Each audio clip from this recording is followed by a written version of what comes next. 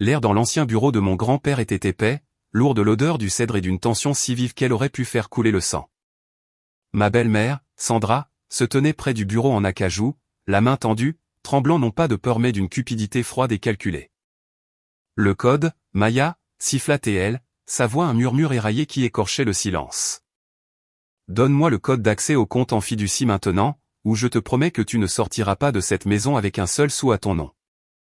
Je n'ai pas scié. Je n'ai même pas respiré. J'ai regardé au-delà d'elle, cherchant un fantôme de l'homme que j'appelais mon héros. Mon père, David, se tenait près de la porte. C'était l'homme qui m'avait porté sur ses épaules dans les rues de Phoenix quand j'avais 6 ans. L'homme qui avait promis à ma mère sur son lit de mort que je serais toujours protégé. Mais cet homme avait disparu. À sa place se tenait un étranger aux yeux vides et au cœur endurci par le poison de Sandra. Il ne me regardait pas avec amour. Il me regardait comme un obstacle. Sans un mot, il a attrapé la lourde poignée en laiton et a claqué la porte. Le bruit sourd a résonné dans la pièce comme la fermeture d'une tombe.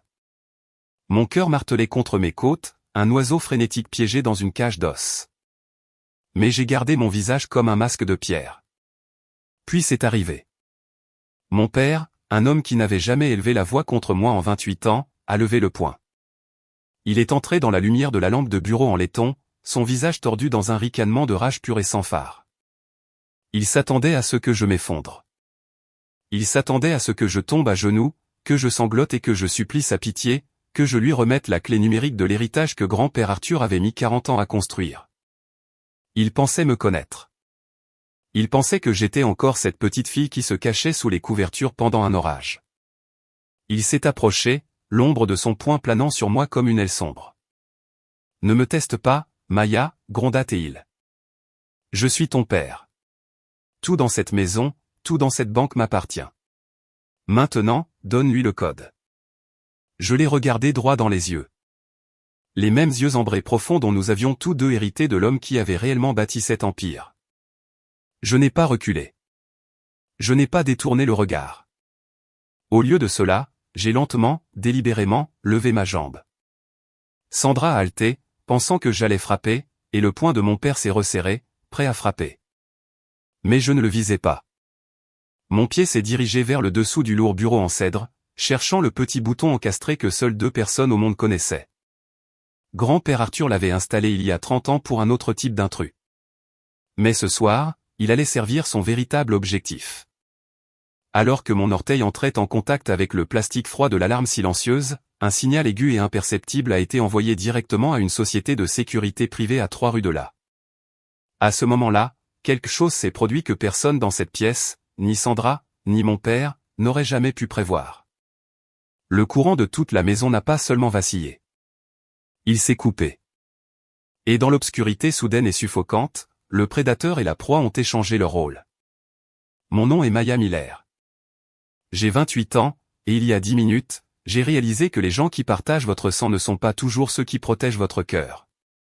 J'ai passé toute ma vie à essayer de gagner une place à une table qui était déjà en train d'être vendue sous mes pieds. Bienvenue sur la chaîne, un endroit où nous révélons les couches des secrets de famille et trouvons la force dans la vérité. Si vous vous êtes déjà senti comme un étranger dans votre propre maison, ou si vous avez déjà dû vous battre pour ce qui vous revient de droit, alors cette histoire est pour vous. Avant que je vous ramène au début, au jour où Sandra est entrée dans nos vies et au jour où mon père a choisi une étrangère plutôt que sa propre fille, veuillez prendre un moment pour aimer cette vidéo et vous abonner à la chaîne. Cela aide ces histoires de résilience à atteindre les personnes qui en ont le plus besoin. Laissez un commentaire ci-dessous et dites-moi d'où vous regardez aujourd'hui. Je lis chacune de vos histoires et elles me rappellent qu'aucun de nous n'est vraiment seul dans ces luttes. Maintenant, voyons comment l'empire de la famille Miller a commencé à s'effriter de l'intérieur. Pour comprendre pourquoi mon père était prêt à frapper sa propre fille dans un bureau assombri, vous devez comprendre l'homme qui a construit ce bureau en premier lieu.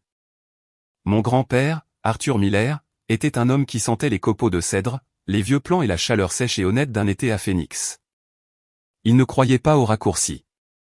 Il avait l'habitude de dire, « Maya, une maison n'est aussi solide que l'intégrité de la personne qui a coulé les fondations.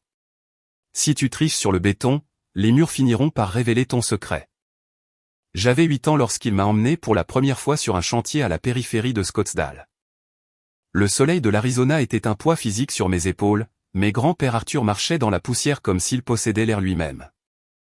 Il m'a soulevé et m'a assise sur une pile de bois brut. Il a montré une énorme poutre en acier hissée par une grue. « Tu vois ça, Maya » a-t-il demandé, sa voix graveleuse mais chaleureuse. « C'est la poutre maîtresse. Tout le reste, le verre, le marbre, la peinture coûteuse, ce n'est que de la décoration. Sans cette poutre, tout le rêve s'effondre. Sois la poutre, ma chérie. Sois toujours celle qui supporte le poids quand tous les autres ne font que regarder la peinture. » Je l'ai cru. J'ai cru chaque mot. À l'époque, mon père, David, était son ombre. David était un homme bon à l'époque, ou du moins je le pensais. C'était lui qui maniait le marteau, celui qui se salissait les mains, tandis que grand-père Arthur s'occupait de l'arithmétique à son lourd bureau en cèdre dans le bureau. Notre maison à Phoenix était remplie des sons de rire et de l'odeur du poulet au citron et aux herbes de ma mère Sarah. Mais les fondations de notre monde ont commencé à se fissurer quand j'avais 12 ans.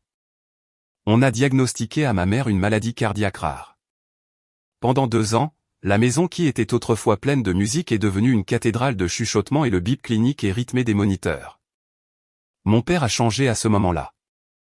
L'homme qui était une poutre maîtresse a commencé à plier sous le poids. Il ne pouvait pas regarder ma mère sans pleurer, alors il a cessé de la regarder complètement. Il a commencé à passer plus de temps au bureau, nous laissant, grand-père Arthur et moi, nous asseoir près de son lit. Quand elle est décédée un mardi d'octobre, le silence qui a suivi était assourdissant. Mon père n'a pas seulement perdu une épouse. Il a perdu sa boussole. Il est devenu un fantôme dans sa propre maison, se déplaçant de pièce en pièce avec des yeux vides, évitant le regard de la fille qui ressemblait exactement à la femme qu'il avait perdue. Grand-père Arthur l'a vu. Il a vu la colonne vertébrale fragile se développer chez son propre fils. C'est à ce moment-là qu'il a commencé à m'emmener dans son bureau chaque dimanche après l'église. La pièce était un sanctuaire de bois sombre et de la douce lueur d'une lampe en laiton. Il me faisait asseoir dans le grand fauteuil en cuir, celui pour lequel j'étais encore trop petite, et m'expliquait des choses qu'un adolescent moyen ne comprendrait pas. Il m'a appris les conventions d'exploitation, les clauses de fiducie et le pouvoir d'un titre de propriété non contesté. « Ton père est un constructeur, Maya », m'a dit un jour grand-père en tapotant un épais dossier juridique. Mais ce n'est pas un protecteur. Il construit des choses pour que les gens les voient, mais il oublie de protéger ce qu'il y a à l'intérieur. Je lui laisse cette entreprise, mais je te laisse les clés. Il a posé une petite carte dorée en relief sur le bureau. Au dos, écrit de son écriture précise et démodée, se trouvait un code. Ceci est plus qu'un code peint pour un compte bancaire, Maya. C'est le code d'accès à un héritage que j'ai construit spécifiquement pour le jour où les murs commenceront à trembler. Garde-le.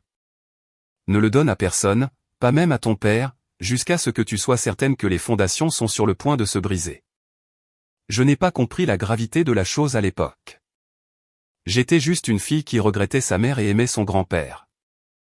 J'ai rangé ce code dans une boîte en velours sous mon lit, pensant que c'était juste un plan de secours pour un jour de pluie. Grand-père Arthur est mort il y a 3 ans. Ils l'ont trouvé à ce même bureau en cèdre, ses lunettes de lecture toujours sur le nez, une tasse de café à moitié finie et froide à côté de lui. Il avait l'air paisible, comme s'il venait de terminer le dernier calcul de sa vie. Aux funérailles, tout Phoenix semblait s'être déplacé. C'était un homme qui se souvenait de votre nom et du nom de votre chien. Mais pendant que la ville pleurait un constructeur, je pleurais ma dernière encre. Mon père se tenait au bord de la tombe, l'air plus petit que je ne l'avais jamais vu. Il ressemblait à un homme debout sur un navire en train de couler, cherchant désespérément quelqu'un, n'importe qui, pour lui dire où était le nord. Et c'est exactement à ce moment-là que Sandra est apparue. Elle n'est pas venue avec une pelle. Elle est venue avec un sourire trop éclatant pour des funérailles. C'était une amie de la famille qui avait soi-disant travaillé dans le département comptable d'une entreprise rivale. En 3 mois, elle dînait chez nous. En 6 mois, elle emménageait ses meubles dans la chambre de ma mère. J'ai regardé cela se produire comme un accident de voiture au ralenti. Mon père, désespéré par le réconfort du contact d'une femme et d'une voix qui lui disait qu'il était toujours un leader, est tombé dans le panneau de chacun de ses gestes chorégraphiés. Sandra était chaleureuse au début, le genre de chaleur qui ressemble à une lampe chauffante, artificielle et uniquement concentrée sur ce qu'elle voulait faire pousser. Elle a commencé à m'appeler chérie et à me poser des questions sur mon petit travail d'architecte junior. Mais j'ai vu la façon dont ses yeux s'attardaient sur les tableaux dans le couloir. J'ai vu ses doigts tracer le bord du bureau en cèdre de grand-père quand elle pensait que personne ne regardait. Elle n'était pas intéressée par la famille Miller. Elle était intéressée par le grand livre Miller. À mes 25 ans, le changement est devenu permanent. Mon père a cessé de me demander mon avis sur les projets de l'entreprise.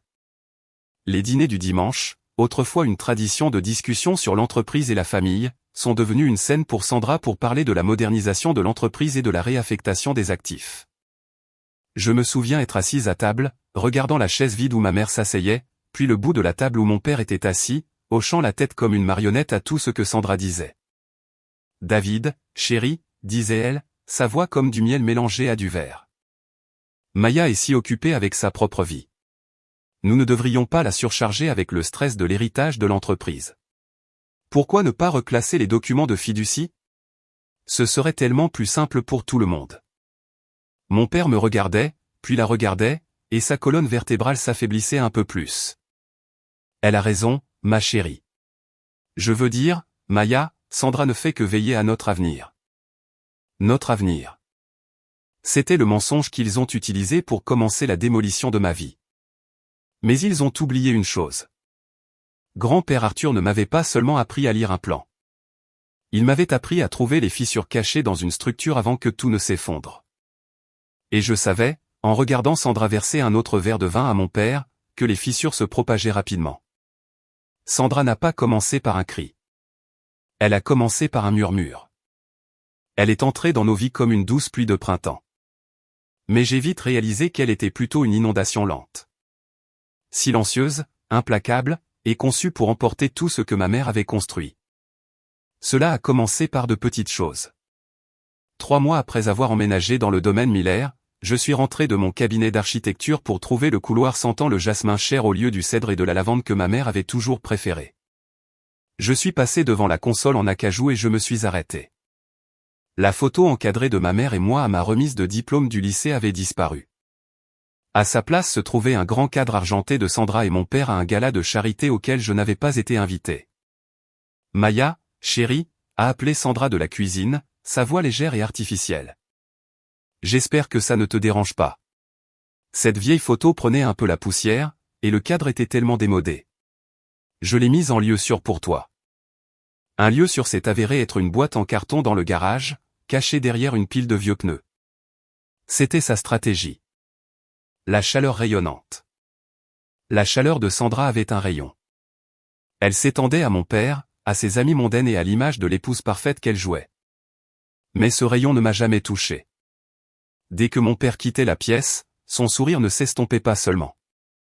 Il disparaissait comme une lumière basculée sur un réglage plus bas et plus froid. Bientôt, l'invasion a atteint ma propre chambre. Ma chérie, a-t-elle dit un dimanche après-midi, appuyée contre le cadre de ma porte pendant que j'essayais de réviser un plan. David et moi parlions. Ta chambre a la meilleure lumière naturelle, et j'ai vraiment besoin d'un espace dédié pour mon studio de bien-être. Comme tu n'es presque jamais là et que tu es pratiquement une adulte, nous avons pensé qu'il serait préférable que tu déplaces tes affaires dans la chambre d'amis de l'aile ouest. J'ai regardé mon père, qui se tenait derrière elle, évitant mon regard. Papa, c'est ma chambre depuis que j'ai 5 ans. C'est juste pour un moment, Maya, a-t-il marmonné, sa voix manquant de la résonance qu'elle avait autrefois. Sandra a besoin de l'espace pour sa marque. Nous devons nous soutenir en tant que famille, n'est-ce pas? C'était le mot qu'ils utilisaient comme une arme. Famille. Au moment où j'ai déplacé ma dernière boîte dans la chambre d'amis plus petite et plus froide, la présence de ma mère dans la maison était systématiquement effacée. La modernisation de la maison Miller signifiait remplacer les meubles chaleureux et habités par du marbre froid et du verre tranchant. C'était comme si elle essayait de récurer l'âme même des murs. Et mon père. Il n'a pas seulement regardé cela se produire. Il a financé la démolition. C'était un homme qui avait perdu sa colonne vertébrale, une colonne vertébrale fragile qui préférait perdre le respect de sa fille plutôt que l'approbation de sa femme. La tension s'est bientôt étendue au bureau de Miller et Fils. Pendant des années, j'avais été l'architecte junior, celle qui comprenait l'intégrité structurelle de nos projets. Mais Sandra a commencé à se montrer au bureau, assistant à des réunions auxquelles elle n'avait rien à faire. Elle ne comprenait pas la capacité de charge d'une poutre en acier, mais elle comprenait l'arithmétique de l'influence. Elle a commencé à chuchoter sur la réaffectation des actifs et la rationalisation de la hiérarchie. Je serais au milieu d'une présentation pour une nouvelle aile d'hôpital à Scottsdale, et elle interromprait, sa voix dégoulinant de fausses préoccupations. David, ne penses-tu pas que Maya en prend trop? Peut-être devrions-nous laisser les associés principaux s'occuper des relations avec les clients. Nous ne voulons pas que notre petite fille soit trop stressée. Je n'étais pas une petite fille. J'étais une architecte diplômée avec une maîtrise. Mais pour mon père, à travers le prisme de la manipulation de Sandra, je devenais un handicap. Il a commencé à annuler nos déjeuners hebdomadaires, il a cessé de me transférer les rapports financiers trimestriels. J'étais en train d'être mise à l'écart de l'héritage que grand-père Arthur avait construit pour moi. L'isolement était chirurgical. J'appelais son téléphone portable et Sandra répondait. Oh Maya, il est dans une réunion très importante avec la banque. Je lui dirai que tu as appelé. Il ne rappelait jamais. Je lui envoyais des courriels avec des mises à jour de projets et je recevais une réponse de l'adresse de Sandra. David dit merci, mais nous allons dans une direction différente avec celui-ci. Je me souviens d'une nuit où je suis allé à la cuisine pour prendre un verre d'eau. La porte du bureau était entr'ouverte. Mon père et Sandra étaient penchés sur le bureau en cèdre de grand-père Arthur. Le sanctuaire dans lequel je n'étais plus autorisé à entrer. La fiducie, David, les jeux entendus siffler. Si nous pouvions juste obtenir le code d'accès à ce fonds spécifique, nous pourrions régler la dette du projet de North Valley en une semaine. Pourquoi Arthur laisserait-il 40% des liquidités opérationnelles à une fille qui ne respecte même pas ton nouveau mariage? C'est verrouillé, Sandra. La voix de mon père semblait fatiguée, vaincue. Le vieil homme était malin. Cela nécessite un code PIN spécifique et une signature numérique du terminal de Maya. Je ne l'ai pas. Alors nous trouverons un moyen de l'obtenir, a-t-elle répondu, sa voix froide et tranchante. La famille signifie le sacrifice, n'est-ce pas? Elle y renoncera si elle se rend compte qu'elle n'a pas d'autre choix. Je me tenais dans l'ombre du couloir, l'eau froide dans mon verre tremblant. Il ne prenait plus seulement ma chambre ou mes photos. Il venait pour les fondations. Il venait pour la poutre maîtresse. Mais en regardant la silhouette sombre de mon père, l'homme qui était mon héros, j'ai réalisé que je n'étais pas la proie dans cette maison. J'étais l'architecte. Et une architecte sait que lorsqu'une structure est compromise au-delà de toute réparation, on n'essaie pas de boucher les fissures. On se prépare à une démolition contrôlée. Je me suis retiré dans ma chambre et j'ai sorti la carte dorée en relief que grand-père Arthur m'avait donnée. J'ai regardé le code au dos. Sandra pensait qu'elle jouait un jeu d'émotion, mais je jouais un jeu de stabilité structurelle. Elle voulait l'arithmétique de mon héritage. Très bien. Je lui donnerais exactement ce que le contrat exigeait, mais ce ne serait pas le gain qu'elle rêvait. Ce serait le poids qui ferait s'effondrer toute sa façade. Si vous regardez ceci et que vous sentez les murs de votre propre maison se refermer sur vous, si vous avez l'impression d'être effacé de votre propre histoire, restez avec moi car le moment où vous cessez d'être la victime et commencez à être celui qui fait les calculs est le moment où vous gagnez. Avant de passer à la nuit qui a tout changé, veuillez prendre un moment pour vous abonner. Votre soutien m'aide à continuer à raconter ces histoires de courage face à l'adversité. Maintenant, parlons de cette nuit dans le bureau. La nuit où le point a été levé et le code a été exigé. L'horloge sur le mur du bureau de grand-père Arthur battait avec une précision lourde et rythmique. Chaque son ressemblait à un coup de marteau contre mes nerfs. Il était 23h42. Dehors, le vent du désert de l'Arizona hurlait, faisant vibrer les vitres du domaine Miller. Mais à l'intérieur, l'air était immobile. J'étais assise dans le grand fauteuil en cuir, celui où grand-père m'apprenait l'arithmétique de l'héritage. En face de moi, Sandra se tenait, son visage illuminé par la lueur jaune et dure de la lampe de bureau en laiton. Ce n'était pas la femme chaleureuse et attentive qui était entrée dans nos vies il y a 3 ans. Le masque était finalement tombé, laissant derrière lui quelque chose de froid, de tranchant et d'affamé. Je vais te le demander une dernière fois, Maya, dit-elle, sa voix tombant à une fréquence dangereusement basse. Le code pour le compte de fiducie principal. Ton père a besoin de combler le déficit du projet de North Valley, et cet argent est là, dormant. C'est pour la famille. Donne-le-moi. J'ai baissé les yeux sur la surface en cèdre du bureau. Je pouvais sentir la faible odeur des vieux plans et des bonbons au caramel que grand-père gardait dans le tiroir. La fiducie n'est pas pour le projet de North Valley, Sandra, dis-je, ma voix plus stable que je ne le sentais. C'est un actif protégé, et selon la convention d'exploitation, il ne peut être consulté qu'avec un double code et mon autorisation personnelle. Tu le sais. C'est pourquoi tu es ici à minuit au lieu de convoquer une réunion du conseil. Les yeux de Sandra se sont rétrécis en fente. Elle a tourné légèrement la tête. David, vas-tu laisser ta fille me parler comme ça? Vas-tu la laisser prendre notre avenir en otage à cause d'un sentimentalisme désuet pour un homme mort? J'ai regardé vers la porte. Mon père, David Miller, était là. C'était l'homme qui m'avait appris à manier un marteau. L'homme qui m'avait dit que je serais la poutre d'acier de cette famille. Mais alors qu'il entrait dans la lumière, j'ai vu la colonne vertébrale fragile dont grand-père Arthur m'avait averti dans sa dernière lettre. Il avait l'air fatigué, les yeux injectés de sang, les mains tremblant légèrement. Il n'était plus un leader. C'était un homme qui avait troqué le respect de sa fille contre la vie tranquille que Sandra lui avait promise. Une vie qui lui coûtait tout. Maya, donne-lui juste le code, a-t-il marmonné, sans me regarder dans les yeux. Ce n'est qu'un numéro. Nous remettrons l'argent. Sandra dit que les intérêts seuls couvriront les coûts. Sandra dit, et je répétais, un rire amer s'échappant de ma gorge. Papa, as-tu seulement vu les registres de Sempipé Holdings? As-tu vu où les actifs liquides de l'entreprise ont migré au cours des 18 derniers mois? Elle ne comble pas un déficit. Elle construit un pont pour s'enfuir. Et elle utilise tes briques pour le faire. Sandra n'a pas bronché. Elle n'a pas nié. Au lieu de cela, elle s'est penchée sur le bureau, son ombre s'étirant sur moi comme un prédateur. Tu te crois si intelligente, n'est-ce pas? Assise là, dans le fauteuil d'Arthur, à jouer à l'architecte. Tu n'es qu'une note de bas de page dans cette famille, Maya. Un vestige d'un passé que ton père est désespéré d'oublier. Elle a regardé mon père et a hoché la tête. C'était un ordre. Mon père a reculé, a attrapé la lourde poignée en laiton et a claqué la porte du bureau. Le son était assourdissant, un bruit sourd final qui signalait la fin de toute conversation civile. Il a tourné le pêne dormant.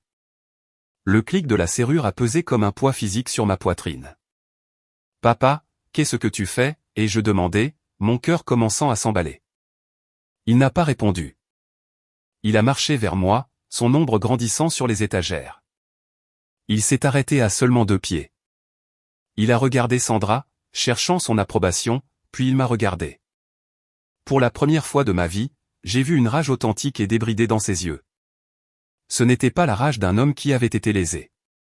C'était la rage d'un homme qui avait honte et qui avait décidé de blâmer la personne qui lui rappelait sa honte. Le code, Maya, gronda-t-il. Maintenant, dis-je, ma voix un murmure de défi. Il a levé le poing. Je me souviens de la façon dont la lumière a attrapé l'anneau en or à son doigt. L'anneau que ma mère lui avait donné pour leur 10e anniversaire. Il a ramené son bras en arrière, ses jointures blanches, son visage tordu. Il s'attendait à ce que je crie. Il s'attendait à ce que je me recroqueville, que je me couvre le visage, que je le supplie d'arrêter. Il pensait qu'en fermant la porte et en levant la main, il pourrait effacer 28 ans de sang et les remplacer par l'arithmétique de Sandra. Mais je n'ai pas détourné le regard. Je l'ai regardé droit dans les yeux, cherchant une trace de l'homme qui me portait sur ses épaules. Je n'ai rien trouvé.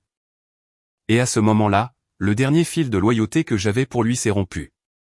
Grand-père Arthur m'a dit que ce jour viendrait, dis-je, ma voix aussi froide que la nuit de l'Arizona. Il m'a dit que les fondations se fissureraient. Il m'a dit que la charge deviendrait trop lourde pour un homme sans colonne vertébrale. Alors que son poing commençait à avancer, un coup désespéré et maladroit né de la frustration, je n'ai pas bronché. Je n'ai pas bougé la tête. Au lieu de cela, j'ai lentement, délibérément, levé ma jambe droite. Sandra a poussé un cri aigu, pensant que j'essayais un coup de pied pathétique pour me défendre. Le poing de mon père s'est arrêté en plein vol, sa confusion l'emportant momentanément sur sa colère. « Qu'est-ce que tu fais » a-t-il craché. Mon pied n'est pas allé vers lui. Il est allé sous le lourd bureau en cèdre, dans le petit espace encastré où le bois rencontrait le sol. Mon orteil a trouvé le petit bouton carré, le bouton de panique que grand-père Arthur avait installé en 94. Il m'avait dit que c'était pour les cambrioleurs, mais en l'enfonçant de toutes mes forces, j'ai réalisé que c'était pour ce moment précis. Le bouton n'a pas fait de bruit. Il n'y a pas eu de sirène, pas de lumière clignotante. Mais je savais qu'à 3 miles de là, au siège d'une société de sécurité privée pour laquelle mon grand-père avait payé un contrat de 50 ans, un signal de détresse silencieux de catégorie 1 venait d'être déclenché. « Je te donne une minute pour ouvrir cette porte, papa, dis-je, mes jambes toujours en place, mon pied ferme contre le bouton. Tu penses qu'un petit coup de pied va te sauver, Harry Sandra, un son strident et hystérique. David, elle perd la tête. Prends son téléphone. Récupère le code. Mon père s'est jeté sur moi, sa main attrapant mon épaule. Mais à cette seconde exacte, la maison a gémi. Un grand bruit mécanique a résonné depuis le sous-sol. Le son des disjoncteurs principaux déclenchés à distance. La lampe en laiton a vacillé et s'est éteinte. Le bureau entier a été plongé dans une obscurité suffocante et absolue. « Qu'est-ce qui s'est passé ?» a crié Sandra. « David, les lumières. »« Je n'ai rien fait » a-t-il crié, sa voix se brisant de peur soudaine. Dans l'obscurité, j'étais la seule à connaître la disposition de la pièce. J'étais celle qui avait passé mon enfance à jouer sous ce bureau. Je me suis glissé hors du fauteuil, mon mouvement silencieux et entraîné. J'ai contourné le côté du bureau vers le coffre-fort caché dans le sol près des étagères. « Maya, où es-tu » La voix de mon père était maintenant frénétique.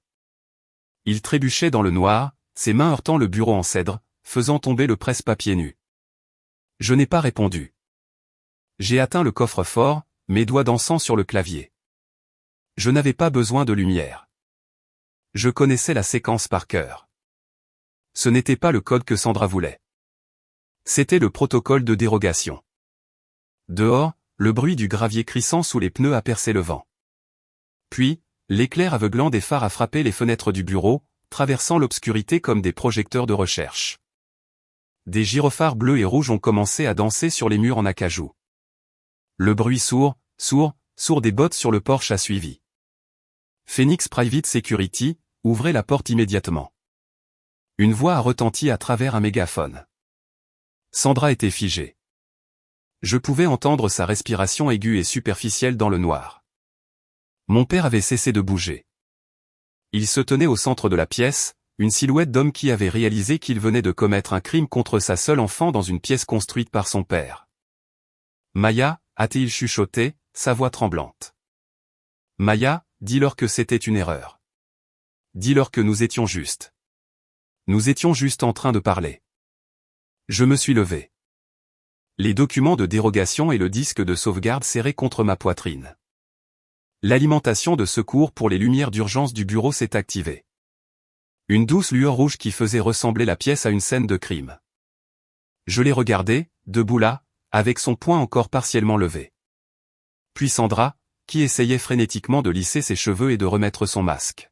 « Ce n'était pas une erreur, papa, dis-je en me dirigeant vers la porte. C'était de l'arithmétique. Tu as calculé que ma peur valait plus que mes droits. Tu as calculé que la cupidité de Sandra était plus importante que l'héritage de grand-père. Mais tu as oublié la partie la plus importante de l'équation. » J'ai atteint la porte et j'ai tourné le pêne dormant de l'intérieur. « Un architecte ne construit pas seulement des murs, » dis-je alors que la porte s'ouvrait pour révéler 4 agents de sécurité armés et le regard froid et jugeur de la police. « Un architecte construit des sorties. Et ce soir, je sors de la tienne. Si vous écoutez ceci et que vous avez déjà senti la porte se verrouiller derrière vous, métaphoriquement ou littéralement, souvenez-vous que vous êtes celui qui détient la clé de votre propre réponse. Ils peuvent lever leur poing, mais ils ne peuvent pas prendre votre esprit si vous avez déjà fait les calculs. Avant de passer à la manière dont j'ai démantelé leur empire pièce par pièce, en utilisant les documents même que j'ai pris de ce coffre-fort, veuillez vous abonner et laisser un commentaire. Avez-vous déjà dû tenir tête à quelqu'un que vous aimiez autrefois? Racontez-moi votre histoire. Maintenant, voyons ce qu'il y avait sur ce disque et comment le studio de bien-être de Sandra en Floride était sur le point de devenir un dossier de preuve fédéral. L'ascenseur de l'immeuble Thorne & Associates sentait le vernis au citron et le vieux papier cher. Il était 9h03 le lundi matin, exactement 34 heures après que j'ai quitté le domaine Miller sous les gyrophares bleus et froids d'un service de sécurité. Mon côté gauche, là où l'ombre de mon père avait été la plus grande, ressentait encore un frisson fantôme, mais mes mains étaient stables. Je n'étais plus la fille cherchant un père. J'étais l'architecte cherchant la défaillance de la poutre maîtresse. Marcus Thorne était déjà à son bureau. C'était un homme qui ne croyait pas au bavardage. Il avait 70 ans, des cheveux argentés qui semblaient avoir été sculptés dans du granit et des yeux qui avaient vu toutes les versions possibles de la cupidité humaine dans l'État de l'Arizona. Sur son bureau se trouvait le disque de sauvegarde que j'avais sorti du coffre de grand-père Arthur et un dossier manie épais contenant la convention d'exploitation originale de 1994. « Asseyez-vous, Maya, dit Marcus, sa voix un gravier bas et rythmique. Il ne m'a pas demandé si j'allais bien. Il n'a pas offert de sympathie. Il savait que dans cette pièce, la sympathie était une distraction. J'ai demandé à mon expert comptable judiciaire, un homme nommé Frank, d'examiner le disque que vous avez fourni. Nous avons également tracé les signatures numériques utilisées pour les transferts du projet de North Valley. Je me suis assise dans le fauteuil en cuir, le même genre de fauteuil que grand-père avait dans son bureau, et j'ai attendu. J'ai pensé au visage de Sandra dans le noir, à la façon dont son masque s'était brisé lorsque l'équipe de sécurité était arrivée. Elle m'avait appelé une note de bas de page. Aujourd'hui, j'allais être le chapitre entier. Votre grand-père Arthur était un homme brillant, Maya, a poursuivi Marcus, faisant glisser une impression sur le bureau. Il n'a pas seulement construit une entreprise, il a construit une cage. Il savait que votre père avait une colonne vertébrale fragile, comme il l'appelait dans ses notes privées. Il savait que David finirait par laisser quelqu'un d'autre tenir le marteau, alors il a rédigé la clause 11.4 dans la convention d'exploitation de Miller et Fils. Je me suis penché en avant. Le papier était couvert de colonnes de chiffres et de terminologie juridique, mais je me suis concentré sur la section surlignée, clause 11.4, rachat obligatoire et déchéance opérationnelle. Marcus a lu à voix haute. Il est stipulé que toute tentative par un membre majoritaire de réaffecter des actifs de fiducie sans le consentement écrit du bénéficiaire secondaire, c'est vous, déclenche une évaluation indépendante immédiate. Les membres restants ont 90 jours pour racheter vos 40% à la juste valeur marchande. S'ils ne peuvent pas payer, la SARL se restructure sous la direction d'un fiduciaire nommé par le tribunal. Votre père perdrait le contrôle quotidien de tout, du parc d'équipement à la machine à café du bureau. Ils n'ont pas l'argent pour me racheter, dis-je, ma voix mesurée et précise, dépouillée de toute émotion qui ne servait pas le calcul. Sandra a poussé le projet de North Valley parce qu'ils sont sous l'eau. Ils utilisent la ligne de crédit de l'entreprise pour payer leur style de vie à Paradise Valley. C'est pire que ça, a dit Marcus. Il a tourné à la page suivante du dossier. Frank a récupéré les registres de virement. Pendant 36 mois, un flux constant de $4 000 a quitté le compte du marché monétaire secondaire de l'entreprise. Chaque mois, le premier jour ouvrable. J'ai regardé le chiffre, $4 000. Ce n'était pas assez pour déclencher un audit, mais sur 3 ans, cela s'élevait à $144 000. Où allait-il? À une SARL enregistrée en Floride appelée Azure Management Holdings, a répondu Marcus. J'ai demandé à un parajuriste de vérifier l'enregistrement. C'est une SARL à membre unique enregistrée à Saint-Pétersbourg. Le seul membre, une femme nommée Catherine Miller.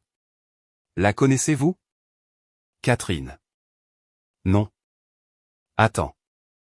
J'ai fermé les yeux. Je me suis souvenu d'une vieille carte de vœux que j'avais vue dans le sac à main de Sandra une fois. À ma sœur, Catherine, avec amour. C'est la sœur de Sandra. Elle vire de l'argent de l'entreprise à sa propre famille en Floride depuis 3 ans. Et voici l'arithmétique qui les brisera, Maya. Marcus s'est penché en arrière, posant son stylo avec un clic définitif. Les instructions de virement pour ces transferts n'ont pas été émises depuis le terminal de votre père au bureau. Mon expert judiciaire a tracé les adresses IP sources. Votre père a 71 ans. Il utilise toujours un téléphone à clapet et appelle la compagnie de câble parce qu'il ne trouve pas le menu sur la télévision. Il n'a jamais ouvert une application bancaire en ligne de sa vie. Alors qui? Les adresses IP renvoient à un modem câble résidentiel à Scottsdale, a dit Marcus, me regardant droit dans les yeux. Le compte est au nom de Sandra. Elle a utilisé les identifiants de votre père, son nom d'utilisateur, son mot de passe, sa récupération à 2 facteurs pour siphonner l'héritage pendant qu'il restait là à la regarder vous effacer. Elle ne voulait pas seulement le code de la fiducie. Elle avait déjà forcé les serrures de tout le reste. Un sentiment froid et dur s'est installé dans ma poitrine. Ce n'était plus de la colère.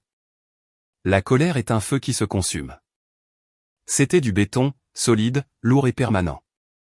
J'ai pensé aux photos de ma mère dans le garage, à la façon dont j'ai été déplacé dans la chambre d'amis, et au point levé dans le noir. Tout cela n'était qu'une distraction pour que Sandra puisse terminer l'arithmétique de son vol. Elle connaissait les exigences spécifiques de mon grand-père, et je réalisais. C'est pour ça qu'elle avait besoin du code cette nuit-là. Le compte en fiducie a un niveau de sécurité plus élevé qu'elle ne pouvait pas contourner avec un simple mot de passe. Elle avait besoin que je supplie. Elle avait besoin que je craque.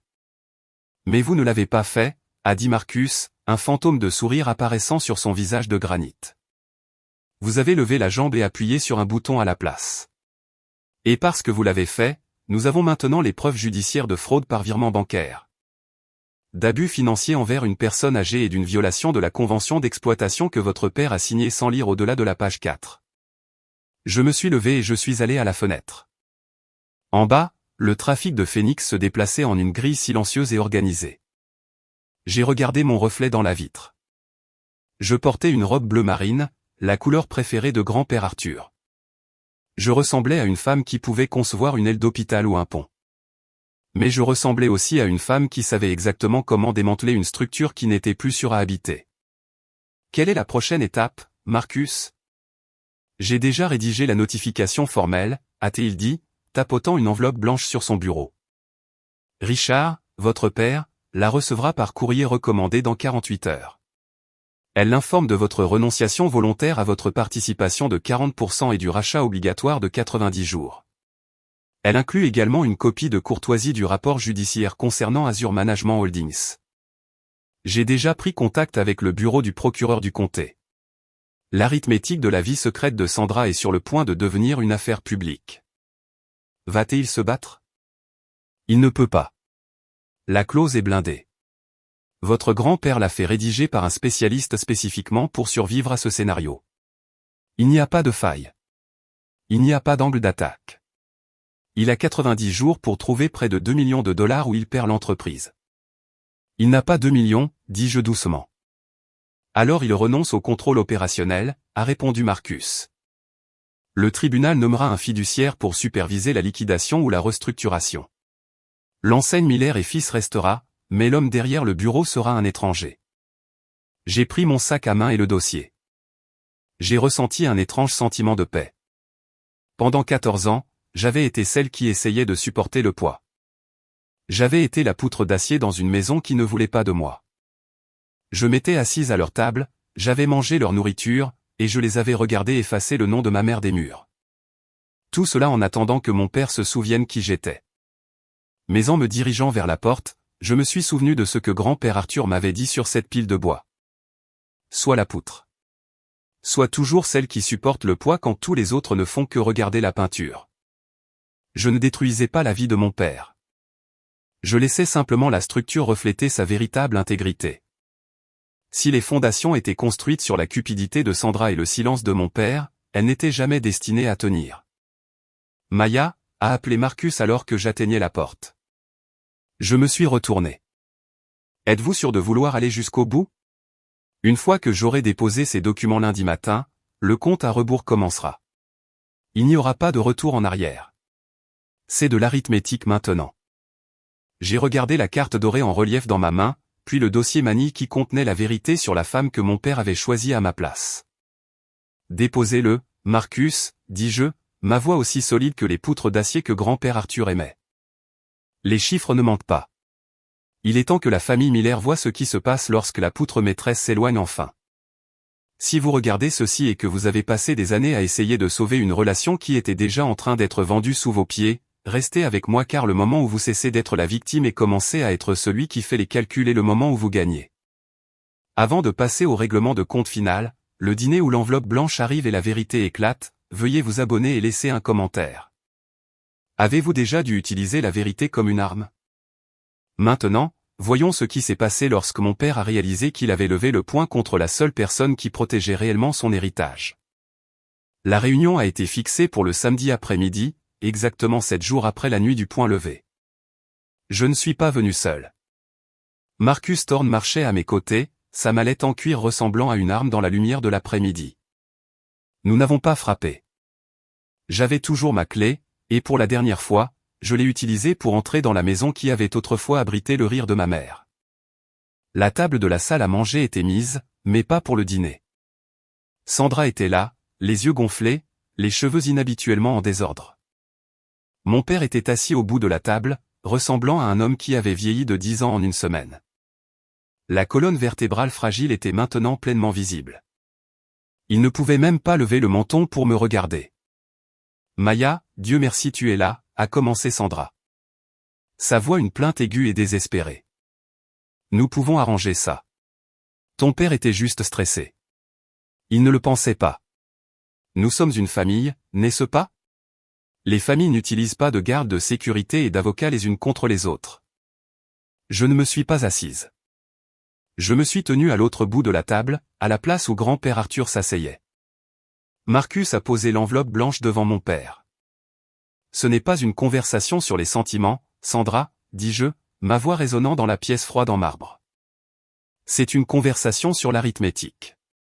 Marcus, si vous voulez bien. » Marcus n'a pas perdu une seconde.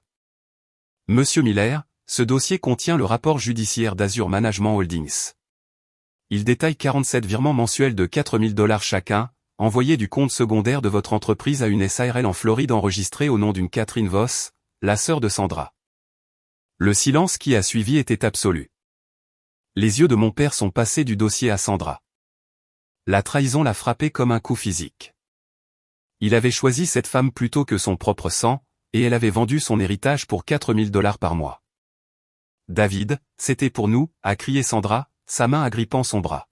« Pour notre retraite, pour l'avenir que tu m'as promis. » Il a retiré son bras comme si son contact était de l'acide. Il a regardé l'enveloppe blanche, ses mains tremblant en l'ouvrant. Il a lu la notification de la clause 11.4, le rachat obligatoire. Le prix de $2 millions pour le silence de sa fille. 2 millions, a-t-il chuchoté, sa voix se brisant. Maya, je n'ai pas ça. Le projet de North Valley et nous sommes à peine rentables. Si je paie ça, l'entreprise devra vendre le parc d'équipement. Nous ne serons qu'une coquille vide. Je sais, dis-je. Grand-père Arthur le savait aussi. Il a écrit cette clause parce qu'il savait que tu laisserais un intrus entrer dans les fondations. Tu as 90 jours pour trouver les liquidités ou le tribunal nommera un fiduciaire. Quoi qu'il en soit, l'accès de Sandra au compte Miller se termine aujourd'hui. J'ai déjà déposé l'injonction. Sandra s'est levée, son visage se tordant dans le même ricanement que j'avais vu dans le noir. Tu le détruis. Tu détruis tout ce pourquoi il a travaillé juste parce que j'ai enlevé les photos de ta mère. Tu es pathétique, Maya. Je l'ai regardé et pour la première fois, je n'ai rien ressenti. Pas de colère, pas de peine, juste la clarté froide d'un plan terminé. Je ne détruis rien, Sandra. Je laisse juste la charge tomber là où elle allait toujours tomber. Tu pensais que j'étais une note de bas de page? Non, je suis la poutre maîtresse et j'ai décidé de déménager vers une nouvelle structure. Je me suis tourné vers mon père. Il a levé les yeux vers moi, ses yeux humides d'une prise de conscience qui venait trop tard. Maya, s'il te plaît. Tu as eu 28 ans pour être mon père. Papa, tu as eu 14 ans pour voir ce qu'elle faisait. Et tu as eu une nuit pour garder cette porte ouverte. Tu l'as fermée. Maintenant, l'arithmétique doit être terminée. Je suis sorti de la pièce. Marcus me suivant de près. En atteignant la porte d'entrée, j'ai entendu le son de Sandra criant. Et mon père, enfin, pour la première fois en 3 ans, élevant la voix pour lui dire de partir. Mais je n'ai pas regardé en arrière. Un architecte ne regarde pas en arrière un bâtiment qui a déjà été condamné. Aujourd'hui, je suis dans mon nouveau bureau, regardant le soleil de l'Arizona se coucher sur une ville qui respecte enfin mes créations. Le bureau en cèdre du bureau de grand-père Arthur a disparu, remplacé par une surface en verre propre qui ne contient que mes plans et une seule carte dorée en relief. Je n'ai pas emporté le bureau avec moi. On ne peut tout simplement pas transporter les débris d'un passé brisé dans un avenir qui exige des fondations propres et honnêtes. 3 mois ont passé depuis ce règlement de compte final. Mon père m'a appelé une fois la semaine dernière, sa voix sonnant creuse et petite, me demandant si nous pouvions recommencer. Je lui ai dit qu'un architecte professionnel ne reconstruit pas sur un site qui a été condamné pour ses propres matériaux défectueux. Il lui reste 80 jours pour trouver les fonds de rachat ou l'entreprise, celle qu'il a laissée Sandra dépecer, ne sera plus la sienne. Sandra elle-même est partie, faisant face à une affaire de restitution qu'aucune de ses arithmétiques tordues ne peut résoudre. Voici la vérité que j'ai rapportée de ce bureau sombre. Les gens qui essaient de vous faire sentir petit dans votre propre famille ne le font pas parce que vous manquez de valeur. Ils le font parce qu'ils sont terrifiés par ce qui se passera lorsque vous réaliserez que vous n'avez pas besoin de leur permission pour vous tenir droit. Votre place à la table n'est jamais un cadeau qu'ils peuvent vous enlever. C'est une structure que vous construisez de vos propres mains.